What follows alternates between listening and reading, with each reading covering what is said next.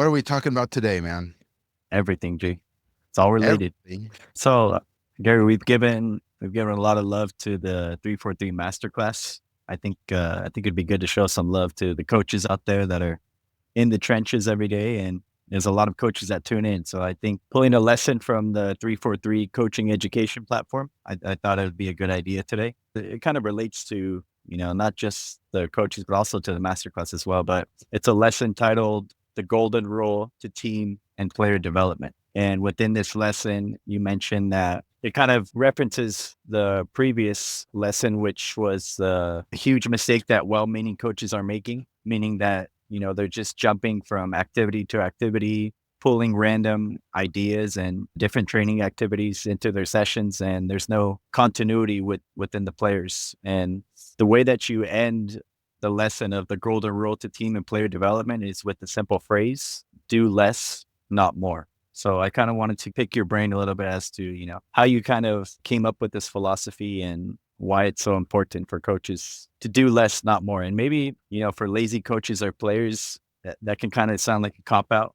It's like, oh, Gary's recommending that I do less in my sessions, but I think that's a wrong idea. I think what you're really saying is stick to the foundation, stick to the core, and until your team shows a level of mastery is when you can start to, layer in more complex ideas. Yeah, it's all connected, like you said, Benny.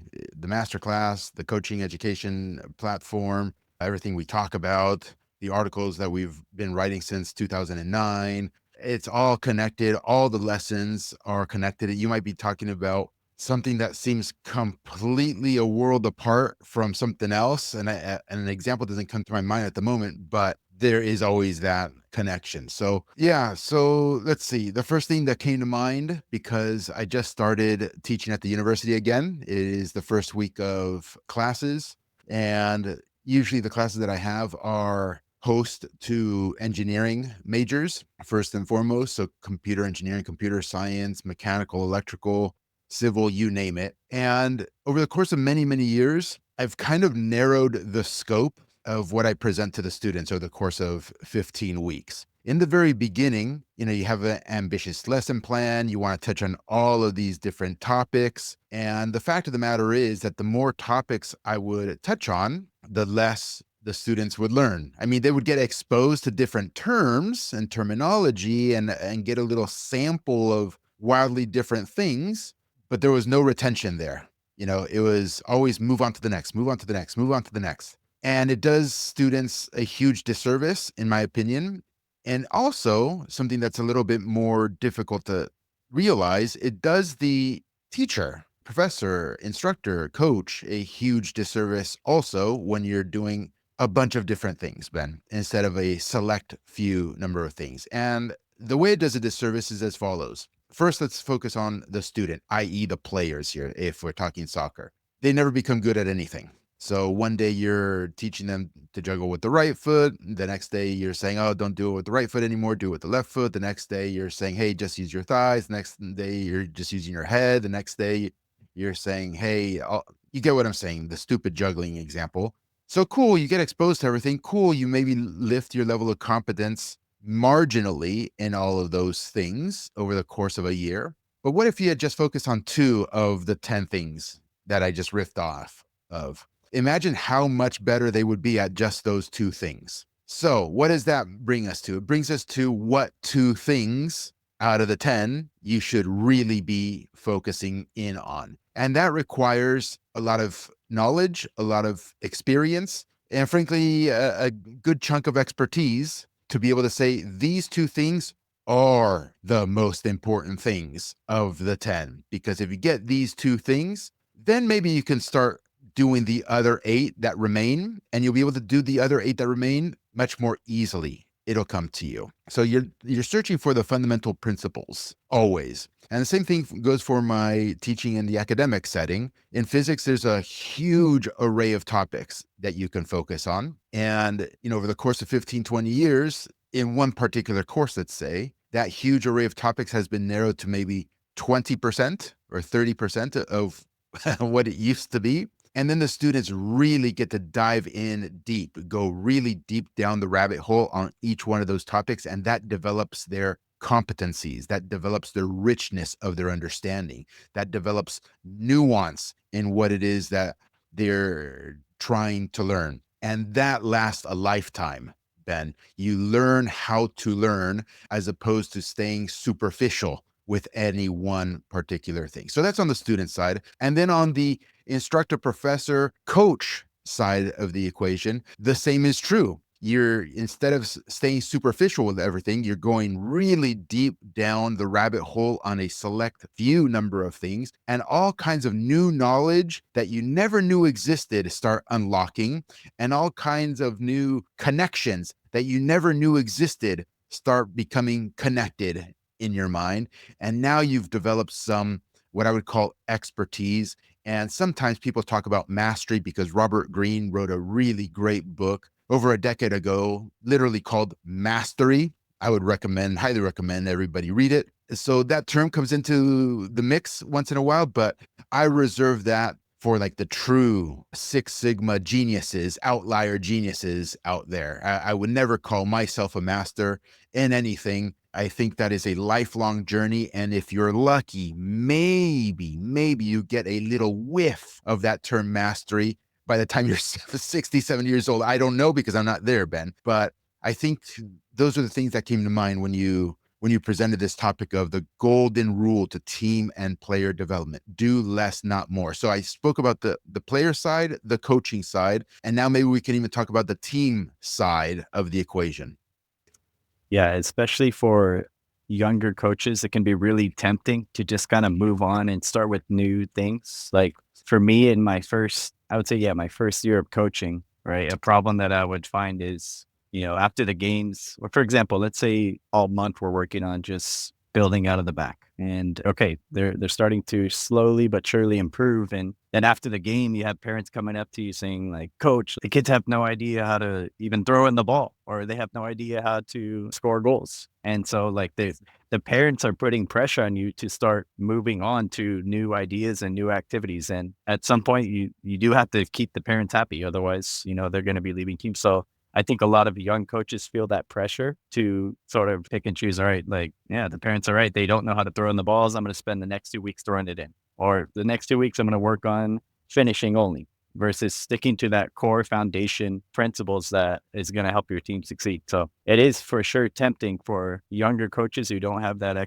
expertise to, hey, I got to move on from this. Otherwise, the parents aren't going to be happy. Yeah, so much to double click into there. Number one, this is where you would hope that you have a very potent, powerful, persuasive director of coaching or technical director, whoever the guy responsible for the club is, for them to shield young coaches from these sorts of pressures. If you have that, then you're one of the lucky ones because that provides you some time to work in peace. Number one. If you don't have that, then it gets more complicated. Like you said, the antidote or the immunity or the vaccine, I would say in that circumstance for the young coach to be able to work in peace, unfortunately, comes down to, are you winning games? Because if you're winning games, then the parents are, what are they going to say? They're not going to come up to you and say, hey, you're doing things wrong. You shouldn't be doing the same core exercises over and over again. My kid should be experiencing all these different sorts of flavors. So there comes that added component of the pressure to win. And here we like to say pressure, winning at all costs, which I hate. I hate the expression.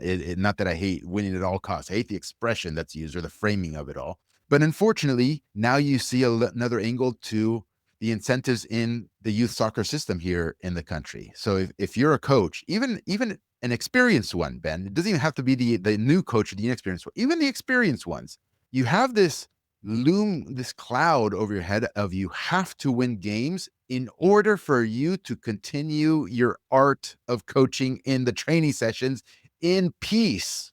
Okay. So yeah, it's complicated. Of course, it's linked to promotion and relegation. We won't go there at the moment. We'll leave that for the end of the episode. But for sure, man, and it just sucks that young coaches have to go, and every young person in every profession has to go through the learning curve themselves and the experience curve and the acquiring of wisdom, which nobody can give to you. So it's going to take you 5-10 years before you kind of graduate from being the freshman, so to speak, and maybe being bullied around by the parents or being bullied around by the DOC or being bullied around by administrators. It's unfortunate.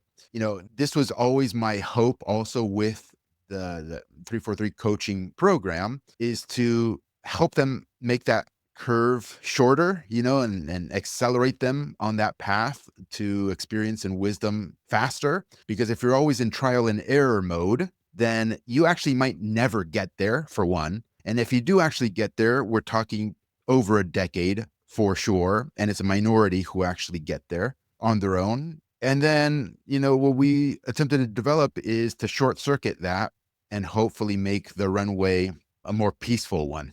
So maybe after just a few years, coaches are having wild success, and they've accrued that credibility with their families and with their players and with the club, and to the point where it's kind of like, I get to do what I want at this point. Now, some people have success really fast, Benny. I know you've seen a lot of the emails that we get over the years. Some folks get success within 6 months, and not only they getting peace and quiet at home, but they get compliments by opposing coaches, compliments by opposing, by referees. They start getting recruited by other clubs at times because they want good coaches, obviously. But then there's some coaches that it takes a bit longer because maybe the material that they're working with, and here, forgive me, but I'm calling the players material, isn't quite at the same level, but they can get there too. It just might take a little bit longer.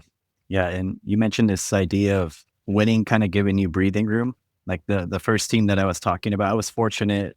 My first team ever was a U10 girls team, right? And I had, I don't know, 4 or 5 man childs, or woman childs, I guess you could call them. And Gary, it didn't matter what I did at the sessions. I could drop a line of cones and have them dribble through it for an hour. We were still going to win every single game. But okay, that's obviously part of 343. That's not what I did. We would work on building out of the back and all these things. And even though we were winning games, Gary, I can remember one game, like the girls were attempting to build out of the back and the other team was high pressing us and they were struggling with it. But there's a parent across the field. He's like, "Coach, it's not working. Try something else." I'm like, "Seriously?" Like, dude, I ended up ripping that guy after the game. But, even when you are winning, the parents, they're going to find something to like pick at, or, they're like, "Just kick it to the girl up top. We could score like that." Like, to them, the development doesn't matter. It's like, are we going to win this game or not? True. It never ends. We've talked about this numerous times, but for folks who are new on the show, even folks who have been here a while with us for years, they'll forgive me for repeating myself, but it never ends, Benny. No matter what level you're at, no matter how experienced you are as a coach. Look, now you have so many people who have been biting their tongues for years, now ripping on Guardiola. See, Guardiola's a fraud. He's always been a fraud. He loses one key guy in midfield, and all of a sudden the team can't do anything. So even the top level where coaches are absolutely obsessed with the game, in my opinion, masters. I would probably call Guardiola a master from my vantage point. Even the masters get shit on. So it doesn't matter. We just have to develop that thick skin. Yeah, and this is something else I think I've mentioned this before on the podcast, but, obviously I've had access to the entire 343 methodology, since I first started coaching. And the mistake that I made is like, all right, I have access to phase 6. Like, oh, I'm going to just jump ahead and, oh, this activity looks fantastic. I'm going to run it with my with my team tonight. And of course the players, they couldn't grasp it and they weren't ready. So I think you get a lot of emails, Gary, saying like, oh, can I jump ahead, or can I get access to this part of the course? But I think it's a huge mistake, Gary, because if your players don't have that foundational core, then there's no point in doing these activities if they're not ready to do it. Yeah, that's why it was designed the way it was, in phases, dripped out on a yearly basis. And folks probably aren't used to that. Folks are used to purchasing online products and services, and you get to pick and choose what you want, and you get everything all in one shebang. And from my perspective, it's like, no, I mean, I could do that, and certainly we'd have more revenue, but that's a complete disservice and goes against what we know to be true, which is coaches need to take it one step at a time. because players need to also take it one step at a time and teams need to take it one step at a time. So when you first join, it's phase one. It's the fundamental principles. Get the fundamental principles down pat, like get them to a level of competence that you as the coach actually know what you're doing. And that's not going to happen in 1 month. You're going to have to work on it for a year at least for you to even start unlocking just some of the secrets of the activities and why they work and how to actually do them. And then, okay, year two, you graduate to adding a little bit of a layer of complexity to that core that you've already established. And then year three, let's add another little layer of complexity, et cetera, et cetera, et cetera. So by the time, year 5 or 6 comes around, I mean, the hope is if you've been serious and committed, man, you're coming out the other side an absolute beast of a coach, and your players have benefited to the nth degree. But it's a good example that you gave that, obviously because you're part of the family here, you've been a coach for a long time. Yeah, look, you even fell prey to it after being a coach for quite a number of years yourself. You got the whole shebang, you got 6 years worth of content there. And I don't know, you can maybe say why you skipped forward. Maybe did you get bored? Did you just want to experiment? And how did you come across? I mean, did you really understand when you ended up doing that it was a mistake? I think within the first 5 minutes of running the activity, it's like, this was a massive mistake because, but no, Gary, it comes down to the pressure of the parents putting on you. It's like, coach, why are we doing the same 10 activities for the past 6 months, And this is, you probably sound like a broken record here, but this is why the importance of educating your parents as to what it is that you're doing. Otherwise, you're going to run into those problems. And early in my career, the first 2-3 years, I didn't do a good job of educating the parents, which is why I felt that pressure, which is why they felt like they could come up to me after practice and say, coach, like, are you going to move on from this subject? Or, look at in the game, the kids, they still don't know how to do the throw in, or, other teams are doing 6 set pieces but the kids aren't ready. Yeah. Yeah, they just have to trust.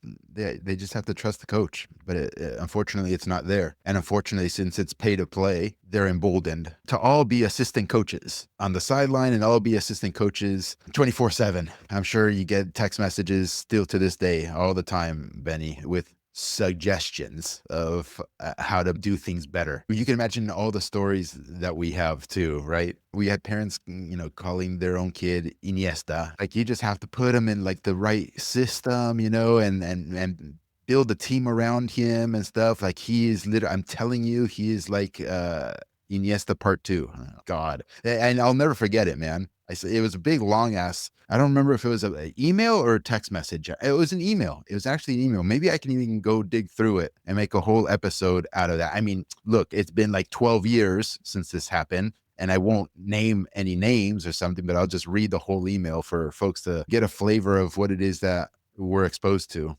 And I'm guessing the player was shocking and not getting playing time. Shocking, Benny, shocking. So bad.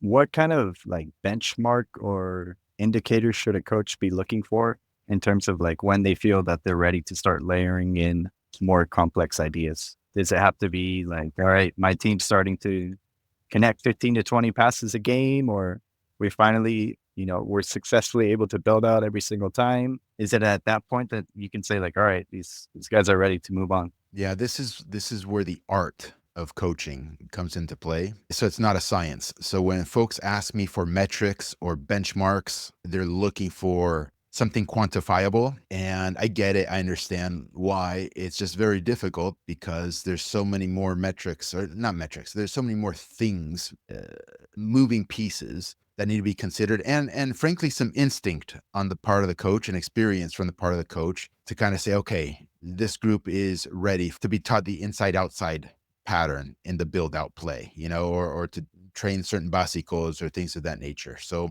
it's tough to answer. I think a good first order indicator, or some of the things that you mentioned, is your team consistently able to have 5 pass sequences, let's say, in possession? And this is dependent on age and level as well, Benny, because if you're consistently having 5 pass sequences, maybe at U15 at the highest levels, then that's not that impressive necessarily. But if you're able to do 5 pass sequences consistently throughout a game for 11-year-olds, then it's like, ooh, okay, the kids are getting it. The kids get it. and maybe we can start layering other things. The other thing that is important, aside from saying an objective metric like 5-pass sequences or possession percentage or things of that nature, is what is the level of the individual players that you have? Because your individual players might be extremely low level, among the lowest of levels in your competitive circuit, and you can still get them and teach them to connect 5-pass sequences constantly, because your competitive circuit is low level and your opponent is low level. So your opponent doesn't know how to pressure you or stop you from doing those sorts of things. And then that might not be the best of indicators to move on to more advanced activities, because your players themselves aren't capable of executing more advanced technical ideas. You feel me? So it really depends, Ben, but that's the first order objective that I would look at, is consistency in 5-pass sequences, for instance, or 7 passes or 6 passes or 4 passes. I mean, you have to be the judge of that too. And winning, because if you're not winning, then you're going to be in trouble. You mentioned this idea of the lower level player. I feel like some coaches find themselves in the dilemma of maybe 75% of their roster is able to execute these ideas that they're trying to implement. And then it's that bottom 25% that are continuing to struggle. So let's talk about cutting players, Gary. At what point should a coach, decide, hey, it's in the best interest for you to move on to another thing? I hear a lot of coaches say like, oh, I don't believe in cutting players. Like everybody deserves a chance, or I don't want to break the kid's heart. Like I myself, on the first club team that I was ever on at 9 years old, I was cut, and like I was heartbroken. I was devastated, but it ended up being the best possible thing for me, because that's how I got the opportunity to go and play for Brian's team. So like for me, I look back, I'm like, I'm happy that he released me from that team, because it was a blessing in disguise, kind of. But then again, you hear coaches say like, oh, I'll never cut a player from my teams. So what's your stance on releasing players and letting them go? Yeah. Look, I'm not going to demonize coaches, but I would say there is a percentage of coaches who say that because they just don't want any problems, right? And they don't want comfort. They're non-confrontational folks, which I understand, and so they don't want to have that conversation with a family saying you're cut, this sort of thing. But that's beside the point.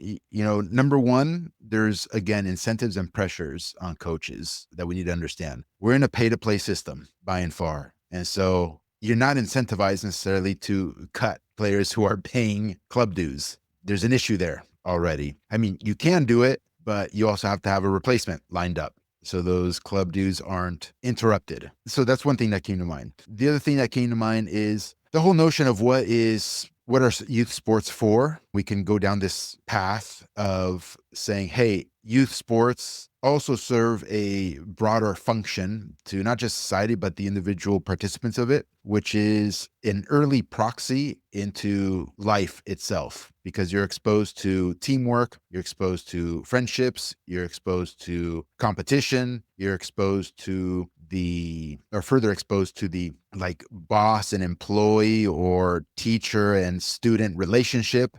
All these sorts of dynamics, right?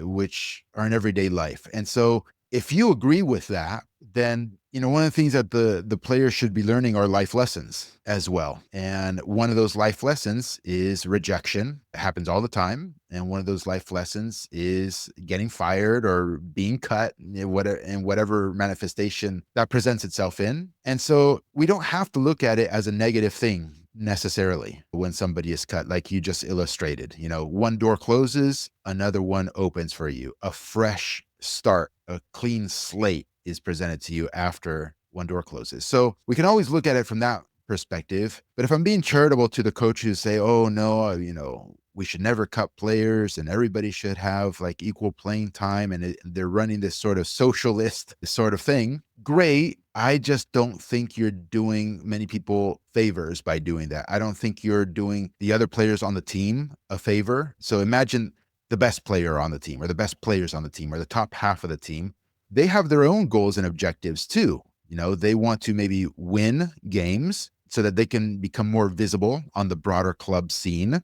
They want to develop further themselves as well. And that is probably being harmed if the overall level of the team is lower because the bottom 25% of players shouldn't be there or aren't very good. So you're harming the higher level player in that regard by trying to say you're doing the right thing by not cutting the bottom end of the roster. So you're actually harming more players, right? By protecting one or two players. So that's another thing to definitely consider. And yeah, man, so I don't want to say I struggle with it, but I just think we have to reframe this conversation that we have in American soccer in the way that I kind of presented it. We have to recruit and we have to cut. And I think there's nothing wrong with it. Yeah, man, this is really the problem with this whole like pay to play idea is that if these parents of the bottom 25% of the roster are paying the coach's paycheck, like the coach is content and happy. It's like, what reason does he have to get rid of the player? If it was an open system and, there was incentives to actually win and be successful, you wouldn't see this happening. And the other thing that I think a lot of coaches, especially like in the, I don't want to say less fortunate areas, or what's the word I'm looking for? Lower socioeconomic situations. Yeah. Yeah, exactly. And okay, I guarantee you there's coaches that find these players that are phenomenal and fantastic and they want to sign them to their team. And then they send the parent the bill and the parents are like, sorry, there's no chance I can afford this.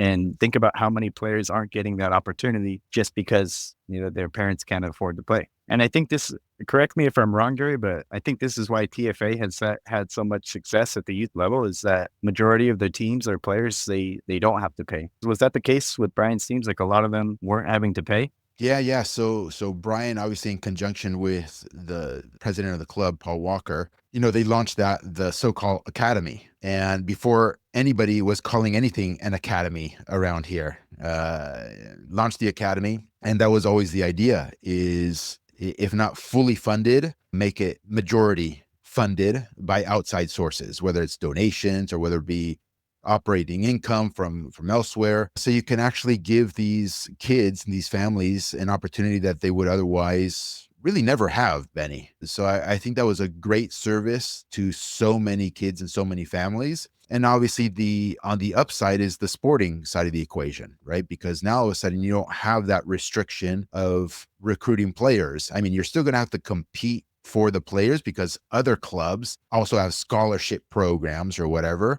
who might be competing for the best players in the area. But the discussion that or what you just presented is not really a friction point that normal coaches have to experience. So yeah, for sure. I wanted to add one thing before I forget about the pay to play and parents. In my experience, it also seems that there's a high probability parents whose kids are, let's say, the bottom 25% of the roster, like they're really struggling at this particular level, those parents are usually the ones who become the most quote unquote powerful on the team, not just because they're paying to play, but since their kids are struggling the most to actually play, they become more and more engaged in the politics of club soccer and in the politics of the particular club that a coach might be at, and form coalitions with the other parents or the other players who don't play very much. And so they then present themselves as a block of, say, 5 parents or 4 parents or whatever it is. One of them might even say or volunteer to be the team manager, and the other one might volunteer to be like the team treasurer or the club treasurer or something, because they know that the only chance for their kid to have any chance of playing time or moving up is if they now wield things that are off the field, wield political influence and political power. So there's all that secondary and tertiary effects to pay to play that we don't discuss in this country, but people need to be made aware of. That block of 4 or 5 parents can cause a lot of friction within that team because if you have 5 parents going to your DOC saying, this coach doesn't know what he's doing, or, the parents aren't happy, it causes friction. And not only that, for them to go to the DLCs, but they'll go to the parents of the top 75% on the team and, start talking behind the coach's back saying, is this coach really developing your kid? Is this the best environment for us? Totally toxic, man. It destroys teams. It impedes clubs. It's Terrible environment, terrible situation. Again, it's all because we don't have promotion relegation at the professional level. All of it, all of this happens because of that. To wrap this up, also, the other thing is at the high end of the roster, the best player or two players, the parents don't really get all that involved usually because, as you can imagine, kids always playing. Kid's the star of the team, might be one of the best players in the league. Well, that family and that kid has options. They could just bounce and just go to another team and play there. It's no big deal whatsoever. So those parents don't have to wield political influence, political power, form coalitions, cause disruptions. That's a big headache. Nobody wants to do that, So if you're the parent of one of the best players, you don't do that for the most part. I've seen exceptions to the rule, okay? But you don't have to do that because you got options. Oh, I'll just go over here. No problem. Go to this other club team who'll pay all my fees. No problem. Were there instances with Brian's team where you saw this happen, or this bottom 25% of the team started causing friction? Ben, I don't open my mouth unless I know what I'm talking about. I think we talked about that last time. So yeah, more experience with this than 10 lifetimes worth. Okay. Sounds good. I'll ask you in 10 lifetimes. I'm on my 10th one now, dude. Random, but do you believe in reincarnation? I have no idea, Benny. I have no idea what's going on in this universe. I majored and studied and became one of these trained in physics, which that is the goal of physics, right? Is understanding the universe as best as possible. I have no clue, zero clue. I'm becoming more and more persuaded that we're in a simulation, that's for sure. And I've heard of simulation theory for over a decade. But as the years go by and as computer systems get more and more sophisticated, and I work with computer systems at the programming level quite extensively, it just seems like we're in a simulation, Ben. It's really weird. So if we're in a simulation, going back to your question, can you be reincarnated? Sure, of course. Why not? A massive rabbit hole there, Gary, but going back to this golden rule of doing less, not more. Can you talk a little bit about like the core activities that coaches should be doing, especially within their first 1 to 2 years taking over a team? Obviously for the coaches that are members of the program, they know the activities that we offer, but for the general public that doesn't, maybe we can expand a little on it. Yeah. So let's start broadly and then maybe zoom in just a little bit. Obviously, it's hard in audio form to talk about activities and exercises because you know why. So you're principally looking at developing technique and tactical acumen, first and foremost. The mentality side of the equation is important, as is the physical side, but in development, in youth player development, it's technical and tactical come first and foremost, and then the other stuff needs to be laced in there separately or in some other form. So from a technique perspective, Brian adopted rondos for technical development. And, he didn't invent these things. This has a long history, principally overseas, principally in Spain, principally with Johan Cruyff and even his mentors and his predecessors. But it all kind of culminated with Pep Guardiola's FC Barcelona's unprecedented dominance, playing possession-based football and the training methodology. They're not just at the pro level, but at the youth level, starting with the smallest of ages at the famous La Masia, was all about rondos. And these are small-sided exercises. Maybe it's 4 to 5 to 6 players per exercise. So you kind of segregate the team into 3 stations or 2 stations or however many you have on your roster. And they're kind of close quarters passing exercises that teach you how to receive the right way, how to receive a pass, and then how to dish a pass the right way. And in many respects, how to defend also, and how to recognize, what the next pass is going to be and adjust your body and adjust your positioning accordingly. So there's a series of these technical rondos that are done as the core. I don't know how many they are. Maybe there's like 4 of them, Benny. There's the 4v0. Like if you're very unsophisticated and you can't have a defender in the rondo yet, there's the 4v1. And then obviously you can do the 3v1, which has more dynamics and becomes more complicated to do. Then there's a so-called double rondo where it's kind of like you're putting 2 4v1s together into one activity. So you have a series of, say, 5 or 6 of these sorts of things. And if you do them religiously, every single training session for months and months and years, to give you an idea, in Barcelona, I don't know how it is. I haven't been there in a while, but historically and for years and years and years, from U9 up to and including the actual first team professionals, this is what they're doing every single training session. Okay, to give you the scope of, you don't stop doing them. You'll start seeing incredible technical development of your players by doing these sorts of things. And they are fundamental principles in the sense that what is most fundamental? How to receive a pass, how to receive a ball, and then how to execute a pass. It doesn't get more fundamental than that. Fundamental is not juggling the ball or being able to juggle the ball 150 times. Are you developing some sort of technique when you do that and are able to accomplish some juggling stuff? Yes, you are developing some sort of technique, like foot sensitivity, whatever, but you are not developing a fundamental technique of the game, like receiving a ball and passing a ball. So that gives you an indication of what we mean by fundamental principles of the game and the core exercises that build you up for later, more complex stuff. So that's on the Rondo side, the technical development emphasis. On the tactical side, I know I'm going on for a long time here. I'm going to keep it brief. On the tactical side, you don't want to play random football where you're just kicking it forward and hopefully you get it and hopefully you score, and then the other team kicks it, launches it forward, and then you're just going ping pong back and forth. It's random roulette, jungle ball soccer. That doesn't develop shit. Okay.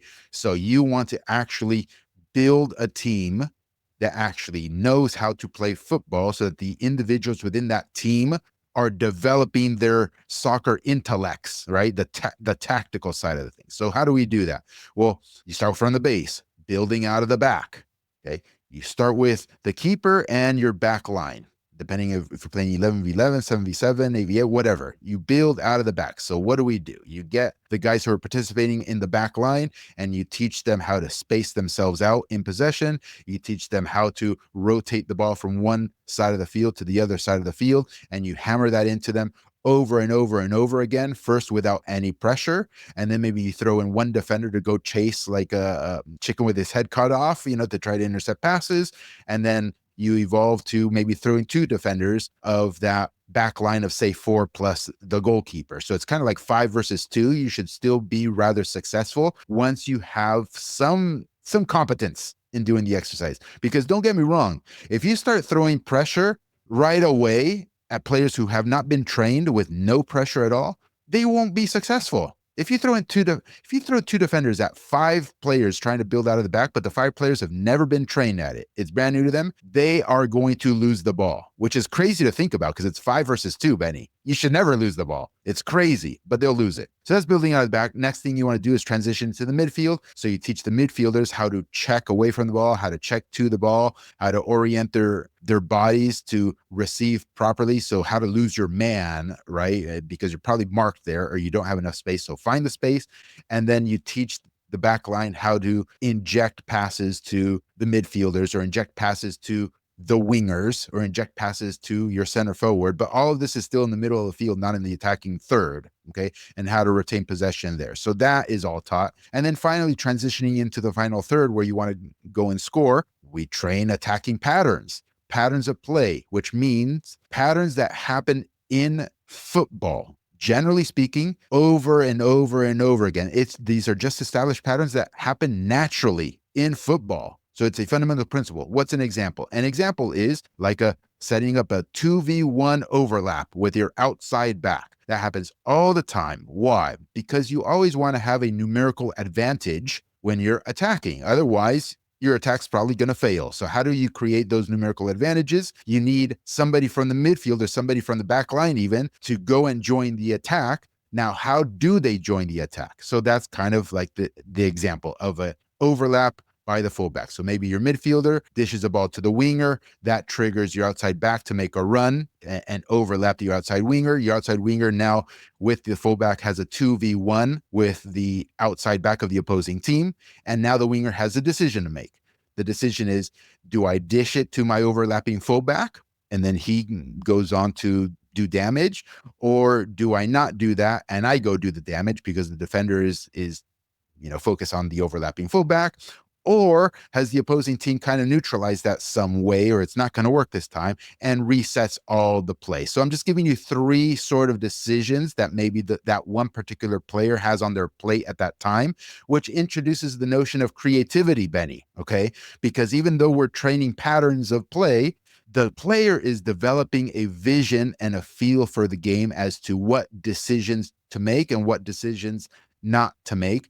And they can be creative in their choice of decisions, because they could also dribble, right? There's four choices. So that's how we also implement or inject creativity. We're not telling them exactly what to do. We're giving them structure, which will enable them from within that organized structure to express themselves. So that's the whole core of the first year of the methodology in a nutshell. If your team really assimilates this, if you as the coach really assimilate this and gain some competence, and you start seeing these 5-pass sequences developing all over the field, these patterns developing all over the field, then you're ready to graduate maybe into more advanced topics so you can layer onto this base. How'd I do? That was a lot, but very informative for coaches. I think, as you were speaking, I'm kind of just putting myself in the shoes of coaches and, problems that I hear. One thing for sure is, obviously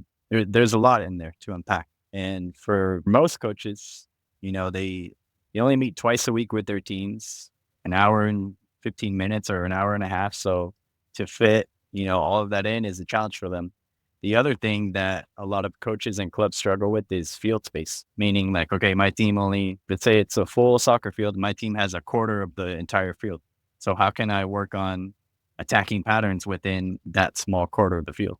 These are just some problems that I hear from other coaches. So for those instances, what do you do? No, it's true, Ben. And those are all valid points. First off, the Rondos don't take a large portion of the field. So no matter what, you're going to be able to execute the technical development side of the equation with the Rondos, which also, by the way, have tactical stuff injected in there, like the losing your man, like the building out of the back, and even sort of patterns can be injected into Rondos also. But on the broader point, so things like building out of the back, there's no question you need sufficient space. Now, it's a matter of what is sufficient space.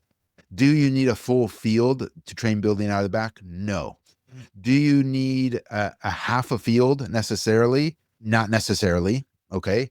Maybe if you have a quarter of the field, right? But the width of that quarter is maybe, I don't know, half the width or 3/4 of the width of an actual football field, then you could be in business, because you can still get the principles, the idea certainly established into the players' minds.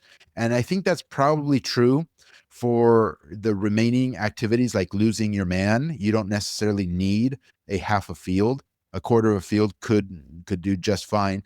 The issue will come into attacking patterns for the most part, because the way we like to finish attacking patterns is you actually have a goal there with a goalkeeper, and you finish the play. You execute the attacking pattern, and that culminates with a finish or a strike on goal. So you probably need, like a quarter of the field, right? If it's on the right side of the field where you're doing the attacking pattern, it's that right lane. If it's on the left side, it's the left lane. If it's down the middle, it's down the middle. So you have to sometimes be a little bit creative, Benny. Maybe you can give me a little bit of your experience, because I'm sure that you've maybe experienced this yourself, because you haven't been necessarily at a club that is fully funded, the club, like these MLS academies per se, or even the TFA back when Brian started it. So I'm sure you've run into these challenges, and you can chime in. Yeah. And I think probably some coaches are laughing, hearing like, what the fuck? I have 2 entire fields if I wanted it every single day. But, you see coaches like that, and they just set up a small field in the middle and just like a small sided field. So not even taking advantage of what they Yeah. have. But for me, I've been fortunate to have, in my session, at least half a field. But even like you said, Gary, when you do have, a quarter of field space, if you just go the width of that space, even if you're just making it a little bit smaller, but you're still giving them the ideas of, hey, this is the movement that you need to do. Even if they're in a smaller space, They have to be able to, get the ball off their feet quicker and, move the ball with purpose. And then when they move into that bigger space, it becomes easier for them. So, there is advantages to it. It's cheesy, but I like to say if there's a will, there's a way. You can always find things to work on. And especially like you mentioned, there's so many activities that you can do that's going to help develop their core fundamentals. Yeah, that's a good point. That actually you can look at it as an advantage sometimes because you're in tight space. Very good point. Let me bring us full circle to the do less, not more thing again, because when I gave you my brain dump of the first year of the program and the core principles, you said, yeah, that's a lot. It's a lot. Not really, right? Because it seemed like it, but it's really just like a set of 10 exercises that encapsulate all this. They encapsulate the rondos, the building out of the back, the losing your man, and the attacking patterns. It's a suite of maybe 10 or 12 exercises. That's it. So it's a lot for players and coaches to gain expertise in, no question, but it's not a lot in terms of number of activities that you have to focus on. Yeah, I see what you're saying. In terms of rondos, Gary, for me, I think it's been like, I don't know, 6 or 7 years since I took my first US soccer coaching course. And I remember like one of the guys in my class, it was on Zoom. One of the guys in my class, he's like, hey, and I want to incorporate rondos into my session. Like, what do you think? And I don't remember the exact words that they said, but basically it was along the lines of US soccer doesn't believe that rondos are game realistic. The players aren't getting a sense of the game, so we wouldn't recommend doing rondos. Why do you think U.S. soccer has been so against this movement of rondos? Obviously, now with Pochettino as the head coach of the USMNT, that they're doing rondos every single session out there. And Yeah. obviously not basic 4v1 rondos, but there's definitely rondos within those sessions. Yeah. So why? The answer to that question is because they're retarded. That's why. But we touched on why there's this friction between us and MLS/US soccer, and it's more deeply rooted in their I don't want to say hatred. That's a strong word, but distaste or dislike for Spanish football or Latino football. There's a cultural misalignment there that it goes beyond the game itself, if I'm being frank. And so they never really liked it when Pep was so successful with Barcelona, and they never really liked it when Spain was so successful on the international stage. And one of the reasons also why they didn't like it is because they didn't know how to do it. And since they don't know how to do it, and Spain, Barcelona, all these the standard was exposing them kind of as frauds at that point because their teams and their programs and their clubs weren't doing the same thing that Barcelona and Spain and all the great teams, Argentina, Brazil, were doing, for years and years and years. And since these people here in the United States couldn't do it, they didn't have the expertise or the competence, the only way to defend themselves from being labeled as frauds is start lying to the public. And they might believe their lies. And so the lies are, oh, we don't have the players to do those sorts of things. Or, oh, we don't have X, Y, and Z infrastructure to be able to do those things. Or, oh, our primary sports are football, basketball, baseball. Nobody cares about soccer. And so, we're just not capable of doing those sorts of things. And so that cultivated this anti-rondo, anti-possession based soccer sort of sentiment. And your example of being in the US soccer coaching course, which by the way, I would never call it a course. I would just call it, this is a licensing scam. Okay. It's for you to get a license, and licensing is bullshit for almost all things. And they implement this licensing thing so that they can gatekeep who gets what in the ecosystem. But that's another topic for another day. It's interesting that you brought them up because when we first released our quote unquote famous video in 2012, the reception actually by the establishment was very positive, and I was getting pictures sent to me from coaches in the different licensing classes of the instructors using our famous video and using some of our materials being taught there. And it was only maybe after they kind of realized that, we're not on the same page with the establishment, or I'm not on the same page with the establishment, that they kind of stopped doing that and actually started demonizing much of it. Man, I'd love to see some of those pictures. Sure. I'm Yeah, sure yeah. you still have them. Yeah. I'll have to dig them up. Imagine it's over 10 years now. Even better, because I know we have long-time coaches here who have been coaches for 20 years who it happened to them. So if you're out there, if you're listening to the show, man, help me out here. Don't let me dig them up. Just maybe you can dig it up and send it on over to me. Man, that's unbelievable. I didn't know that because Yeah. I had always thought that, since the beginning that U.S. soccer was kind of against you and everything that you're fighting for. No, not necessarily. Not necessarily. At what point do you think like the flip switch for them where it's like, all right, we can't align ourselves with Gary and 343? Well, I've always been very direct online, and it's not that my level of directness or truth telling, unvarnished truth telling, necessarily changed. I just think they got to know me better over the course of the ensuing years, and they're like, maybe we don't want this guy to have too much influence over what the public thinks or what coaches think or what parents think. Did it have anything to do with like this? Was this during the time of Mendes and Oli getting shipped to Europe? No, way earlier, way earlier than that stuff, Because man. you always say, right? MLS owns U.S. soccer. So like when you upset MLS, like, all right, now Way earlier, Ben. So the famous video was 2012. Maybe they started seriously flipping or forming a campaign maybe around 2014-ish, something like that.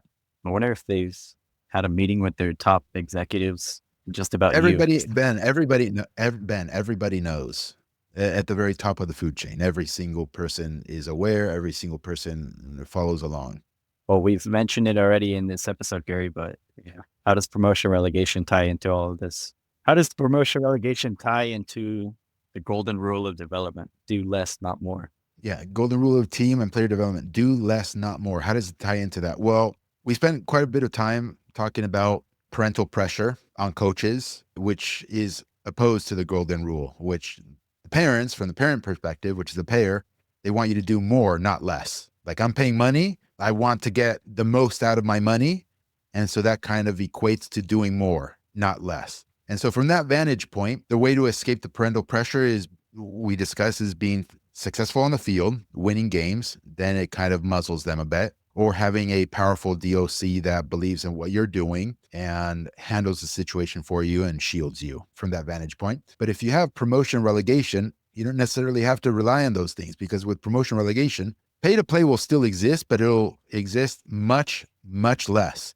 There will be far more clubs at scale, thousands at scale, who will have fully funded teams and programs, or much well-funded teams and programs, because in a promotion relegation system, you have to win your business on the field. And so how do you do that? Well, you do that by trying to find what is the best methodology and deploying the best methodology. And it's all about the sport on the field. It doesn't have to do with the politics off the field. So if the best methodology is do less, not more, which there's consensus across the world that is the way to go, then this kind of parental pressure evaporates a lot, also because there's no pay to play like there is now. So the parents have no say in how you actually teach the kids. What was the other thing that we had here? Oh yeah, in an open ecosystem, the best ideas win, Ben. So if you're doing more, not less, you're going to lose games versus the guy who's doing less and not more. And ultimately, doing less, not more will eat up the entire ecosystem, because those are the ones who are going to survive, and all the other ones are not going to survive. You've done it again, Gary. I can't stump you.